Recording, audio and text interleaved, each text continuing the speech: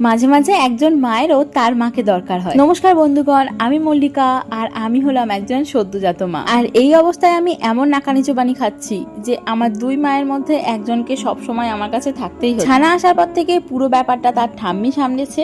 এখন ঠাম্মি কিছুদিনের জন্য বাড়িতে যাওয়ায় পুরো ব্যাপারটা সামলাচ্ছে আমার মা, মানে ছানার দিদুন। মা আসার আগে থেকেই আমি লিস্ট বানিয়ে রেখেছিলাম যে মায়ের কাছ থেকে কি কি জিনিস খাবো। মায়ের হাতে যে জিনিসগুলো আমি ছোটবেলা থেকে খেতে খুব পছন্দ করি সেইগুলোই এখন বানাতে বললাম। ভালো করে খেয়াল করে দেখবে, আমাদের সব থেকে পছন্দের খাবারগুলো কিন্তু খুব দামি হয়, কিন্তু তার সাথে একটা স্মৃতি, ইমোশন এইসব জড়িয়ে থাকে।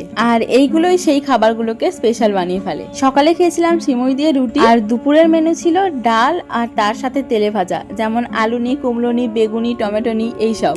আচ্ছা, তোমাদের কার কার তেলে ভাজা খেতে ভালো লাগে, আর এই গুলোকে তোমরা কি নামে ডাকো? দুপুরে খাওয়া দাওয়া সেরে ছানার সাথে একটু খেলা করছিলাম। এই সময় ওর মুড সব থেকে বেশি ভালো থাকে আর ও আমাদের সাথে অনেক গল্প করে। তারপরে ছানার জন্য আমি নিজের হাতে কিছু স্পেশাল জিনিস বানাচ্ছিলাম। জিনিসটা খুবই ইউজফুল, বাজারেও পাওয়া যায়, কিন্তু আমি চাইছিলাম নিজের হাতে এটা বানাবো। কমপ্লিট হয়ে যাক, তারপরে তোমাদেরকে দেখাবো। ব্যাস এইটুকুই, আজ তাহলে আসি, টাটা।